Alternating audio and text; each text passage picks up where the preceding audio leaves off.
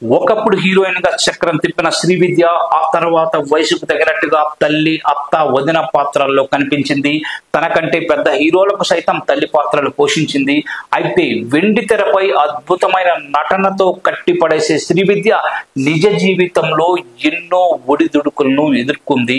బాలచందర్, అపూర్వ రాంగల్ చిత్రంలో రజనీకాంత్, కమల్ హాసన్లతో కలిసి నటించిన శ్రీవిద్య కమల్ హాసన్ ను ప్రేమించింది. కొన్నాళ్ల పాటు ప్రేమలో ఉన్న వీరిద్దరూ పెళ్లి చేసుకోవాలనుకున్నారు.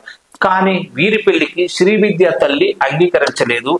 దీంతో 1978లో మలయాళీ దర్శకుడు జార్జ్ థామస్ ను శ్రీవిద్య పెళ్లి చేసుకుంది. వివాహం తర్వాత యాక్టింగ్ మానేసిన శ్రీవిద్యను నిత్యం వేధింపులకు గురిచేశాడు ఆమె భర్త థామస్. అంతేకాదు ఆమె ఆస్తిని సొంతం చేసుకుని నిత్యం హింసించడం మొదలుపెట్టాడు. దీంతో 1980లో అతడి నుంచి ఆమె విడాకులైతే తీసుకుంది. విడాకుల తర్వాత మళ్ళీ సినిమాలో నటించడం స్టార్ట్ చేసింది శ్రీవిద్య. సహాయ నటిగా వరుస సినిమాల్లో అయితే నటించింది. అదే సమయంలో ఆమె జీవితాన్ని క్యాన్సర్ కబలించింది. కొన్నాళ్ల పాటు క్యాన్సర్ నుంచి బయటపడేందుకు చికిత్స తీసుకున్న శ్రీవిద్య చివరకు 2006లో కన్నుమూసింది.